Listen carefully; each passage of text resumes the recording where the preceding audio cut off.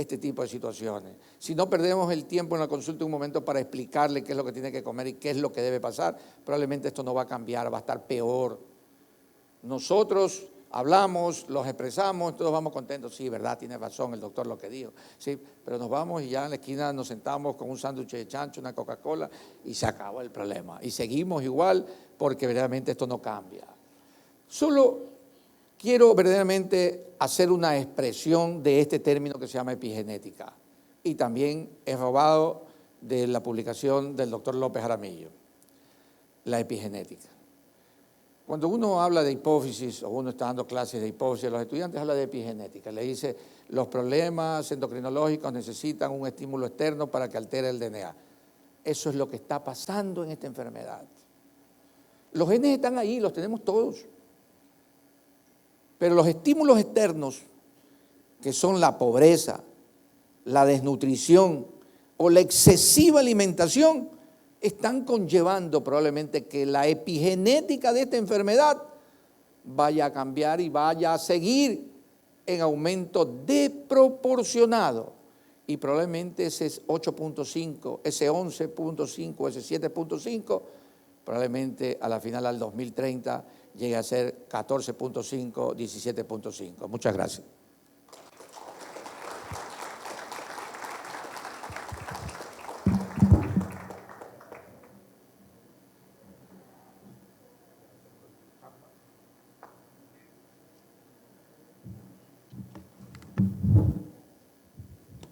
Nuestro agradecimiento al doctor Manuel Navarro. A continuación tenemos al doctor Giancarlo Duarte, médico graduado en la Universidad de Guayaquil, médico cardiólogo de la Universidad de Guayaquil, cardiólogo de la consulta externa del Hospital Luis Bernaza, investigador de múltiples estudios cardiológicos, miembro de la Sociedad Ecuatoriana de Aterosclerosis y Cardiología también. Va a darnos un tema sobre la prevalencia de la dislipidemia y aterogénica en Latinoamérica.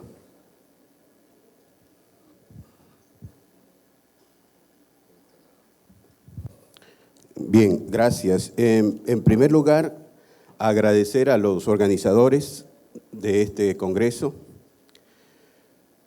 a Luis Ayón, a toda la directiva por permitirme participar en él, al doctor Lara por ser presidente del Núcleo Ecuador del Colegio Panamericano de Endotelio, también agradecerle por su invitación a participar. No llega hasta acá, ¿no? No llega hasta acá. Sí. Bien. El tema que me has dado a desarrollar ahora es un tema muy interesante, como vamos a ver, y lo he tratado de hacer un poco más dinámico y muy explicativo de la incidencia de esta, que es la dislipidemia aterogénica. Y yo quiero que vean la diapositiva para que ustedes se puedan relacionar que cuando nosotros hablamos de dislipidemia aterogénica, nos estamos refiriendo a un hombre, ¿se fue? A un hombre, como se ve en la imagen, obeso, pero alrededor de ese hombre existen dos figuras, y esas figuras tienen que ver con el hecho de que yo tenga enfermedad cardiovascular o enfermedad cerebrovascular.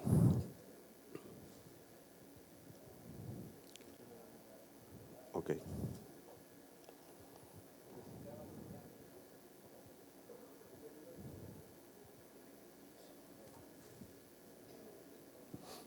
No hay que... Ok. Listo. Como le estabas diciendo, nosotros tenemos aquí un hombre obeso, pero tenemos un problema causante de esa obesidad que tiene que ver con factores que les llamamos eventos cerebrovasculares y que son la causa de la mortalidad. Vamos a entrar a la dislipidemia aterogénica haciendo un concepto de ella. Es una entidad clínica, es decir, que el diagnóstico es básicamente clínico, que frecuentemente es infradiagnosticada, como vamos a ver, Y si yo infradiagnostico, no puedo tratar algo que no diagnostico, de tal manera que también está subtratada. Todas las guías de práctica clínica que establecen un tratamiento para la dislipidemia, fíjense cómo en prevención no la consideran de importancia a esta dislipidemia aterogénica. Sin embargo, el papel que esta anomalía lipídica ejerce sobre el riesgo cardiovascular global y el riesgo residual de los pacientes, y entiéndase de riesgo residual el riesgo que tiene un individuo tratado con estatinas, que las estatinas no lo pueden resolver. Ese es el riesgo residual. Si yo tengo una paciente con una dislipidemia aterogénica, ustedes conocen que existe un aumento de lipoproteínas ricas en triglicéridos, que es el causante de toda esta situación que después le vamos a llamar como tríada lipídica o tríada de tipo aterogénica. Este mismo aumento de las lipoproteínas ricas en triglicéridos tiene un impacto muy importante de nuevos eventos cardiovasculares. Eso es la introducción de esta patología que nosotros vamos a ver. Ahora, la pregunta que surge es, ¿quiénes son los pacientes con diabetes mellitus? ¿Quiénes son? Ya los dijo el doctor Navarro antes, hizo una explicación sobre aquello. Son estos los pacientes diabéticos. El 80% va a tener una enfermedad cardiovascular, ese 75% de diabéticos van a tener una enfermedad coronaria y vamos a encontrar un 25% de mortalidad por enfermedad cerebrovascular, y miren cómo 2 de cada 4 veces de padecer ictus. Ese es el paciente diabético, desde el punto de vista cardiovascular y su riesgo. Y la pregunta es, ¿qué tipo de dislipidemia tienen los pacientes diabéticos? Es la que nosotros estamos aquí hablando. ¿Ya? Hipertrigliceridemia, HDL bajo y LDL puede estar alto o poco alto o normal, pero densas y pequeñas. El otro aspecto es esto, y esta es una fotografía que vemos, y estábamos hablando de la Coca-Cola, de la comida occidental. Posiblemente esta es una chica que es muy guapa, pero que si sigue así, no teniendo un novio que le quite de la depresión, posiblemente ella va a ser la futura obesa, y vamos a encontrar que el aumento, y esto lo dijo un amigo de nosotros, que es el doctor Carlos Ignacio Ponte, que el aumento significativo en la incidencia de esto, que es la obesidad, sobrepeso y enfermedad cardiovascular, se debe a que la parte étnica, la parte socioeconómica y la parte de cultura de alimentación se refleja en esa diapositiva. Ahora entramos a la prevalencia.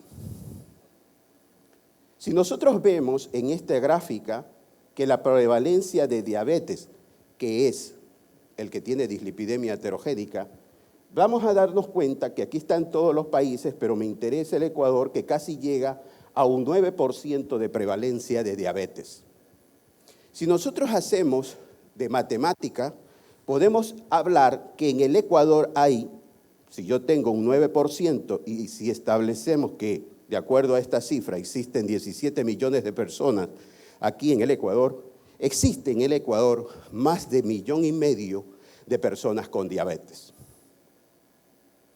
De tal forma que si hablamos de dislipidemia en el Ecuador, la pregunta que surge ahora es, ¿qué dislipidemia tienen esos pacientes o los pacientes? Y para eso, Joffre participó en esta investigación, tiene algunos años, pero el Ecuador representaba, como ven ustedes en la imagen, una presencia de un 32.2% de lo que tiene que ver con dislipidemia mixta, que es la dislipidemia del paciente con diabetes. Pero quiero que observen también cómo los triglicéridos altos y la capacidad de tener un HDL bajo también representan un 20% en esta muestra. Si sumamos los dos, hacemos un ajuste que más del 50% de la población en el Ecuador, que más o menos 1,5 millones más de diabéticos existen, van a tener ciertas características dislipidémicas de tipo aterogénica. Ahora, ¿cómo yo reconozco a un paciente? Como yo les decía, la dislipidemia aterogénica es algo clínico. ¿Cómo lo reconozco? Y ese es el término que debemos usar, una obesidad visceral. ¿Por qué la obesidad visceral es causante de esa morbimortalidad que vimos? Es porque existe mayor riesgo cardiovascular, porque la ubicación de la grasa es abdominal, la ubicación de la grasa es profunda, es visceral. La ubicación de la grasa hace que el metabolismo de este paciente esté muy activo, que se produzca un drenaje de todo ese contenido de triglicéridos y de kilomicrones y de remanentes de kilomicrones que van a hacer una insulinoresistencia y que esa insulinoresistencia va a producir un hiperinsulinismo, una torpeza de la insulina de ejercer su función para ingresar glucosa en los tejidos que lo necesitan, de tal manera que es un círculo vicioso. El otro aspecto es cómo reconocemos, y aquí tenemos que yo puedo reconocer que esta persona tiene todas estas alteraciones cuando yo veo estas tres imágenes. La acantosis nigricans, la obesidad visceral y abdominal, es la expresión, ¿ya?, de un paciente que tenga posiblemente dislipidemia aterogénica. Aquí tiene la fisiopatología del síndrome metabólico. Es un poco compleja la diapositiva, pero sin embargo es muy importante ver lo que decían antes el doctor Navarro, lo que es el ambiente y lo que es la herencia. El ambiente juega un papel importante en la producción o en pacientes que vayan a desarrollar este tipo de dislipidemia. La dieta, el estilo de vida, pero también la parte genética. Nosotros estamos haciendo en la universidad un estudio que se llama el estudio Serena, que nosotros estamos evaluando más o menos más de 1,200 estudiantes de la Facultad de Ciencias Médicas para establecer este punto, que es la herencia de los futuros diabéticos, como decía el doctor Navarro, que vamos a tener en el Ecuador. Y cuando nosotros les preguntamos a los estudiantes, después de haberlos medido antropométricamente, y le preguntamos, ¿usted tiene algún familiar de primer grado con diabetes, con hipertensión arterial o con dislipidemia? Ellos nos contestan, y casi diabéticos y pacientes hipertensos como familiares de primer grado sobrepasa el 50% como pregunta afirmativa, que sí lo tienen. De tal manera de que si esa herencia y ese ambiente que los decía muy bien de Kentucky va a producir es que este tejido que se va a hipertrofiar y van a haber estos factores de necrosis y interleuquina que van a producir un proceso en el hígado de mayor producción de elementos inflamatorios como el PCR, y esto va a dar el término a una resistencia insulínica que produce disfunción. Si yo tengo disfunción endotelial, tengo microalbuminuria, voy a tener trastornos de coagulación que me van a explicar los síndromes coronarios que van a tener estos pacientes, voy a tener aterosclerosis, voy a tener enfermedad cardiovascular, y por otro lado, este eje de las catecolaminas, etcétera, van a producir una hiperglicemia, esta resistencia a hiperinsulinemia, que desencadena en diabetes, somos hipertensos y también tenemos el tipo de dislipidemia que estamos hablando. Es decir, que todas esas entidades que llamamos factores de riesgo, dislipidemia, hipertensión y diabetes, en conjunto tienen una liga que tienen que ver, que nace de este ambiente y nace de esta herencia, pero básicamente es la resistencia a la insulina y la hiperinsulinemia lo que nosotros vemos. Este gráfico para ustedes es muy claro, creo yo. ¿Sí o no?